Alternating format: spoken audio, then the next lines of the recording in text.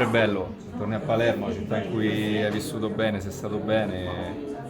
sempre emozioni belle, ricordi belli e poi ritorni e trovi una città sempre cambiata, che ha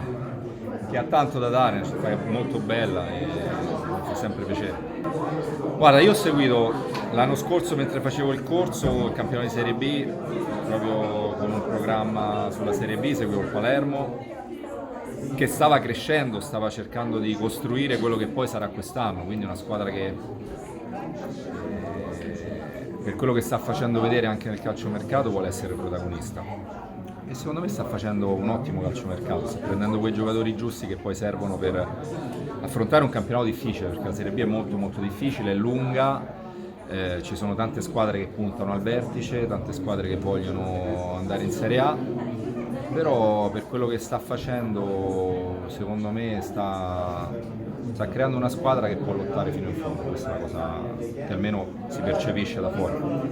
Ma guarda, io lo faccio tutti i giorni, sia quando sei così in questi camp che sono fenomenali, ossia tutti i giorni quando sei in giro e incontri un bambino che ti saluta, devi cercare di trasmettere la passione per questo sport e quelli che sono i valori reali, no? Per crescere e che devono essere seguiti per poter poi affrontare quello che è il percorso di crescita formativa per poi magari sperare un giorno di arrivare anche a giocare a grandi palcoscenici. È quello che facciamo un po' tutti questi, quello che siamo stati come calciatori, abbiamo imparato da quelli che sono stati calciatori prima di noi, che abbiamo avuto la fortuna di incontrare magari tante volte, ma trasmettere questi valori è bello, piacevole, perché avendo poi vissuto delle esperienze belle uno si augura sempre che questi ragazzi possano riviverle anche loro e poter provare quelle emozioni. Allora, il mondo è cambiato, il mondo per i ragazzi ha,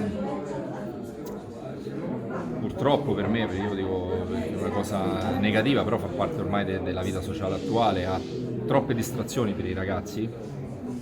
e queste distrazioni li portano spesso a non seguire una linea, a non seguire una strada come deve essere seguita, perché purtroppo questo è il mondo di oggi. E quello è il più grande cambiamento, ma vale per tutti, in tutte le situazioni, non solo per il calcio. E il calcio poi è cambiato tanto, è cambiato nelle regole, la prima cosa le regole sono diverse e quindi anche quello porta a un altro tipo di calcio. Non è cambiato secondo me quello che tutti i bambini pensano quando iniziano a camminare, che è a calciare qualcosa. E spesso calciano, la prima cosa che calciano poi è un pallone perché gli viene regalato, perché lo vedono lì e quella è quella passione, no, che prendi fin da subito quando sei bambino e quella resterà secondo me sempre invariata. No, al momento io ho finito il corso di Coverciano e devo dare la tesi. Spero di vedermi presto su una panchina, continuando il mio percorso di formazione. Ho fatto già qualche anno di gavetta, no, come si dice, e poi poter dimostrare tutto quello che ho imparato in questi anni di gavetta e quello che ho imparato in quest'ultimo anno di formazione, dove secondo me sono cambiato tanto, quindi spero di vedermi presto su una panchina, lavorare con i ragazzi e poter trasmettere quello che sono poi le mie convinzioni per questo sport.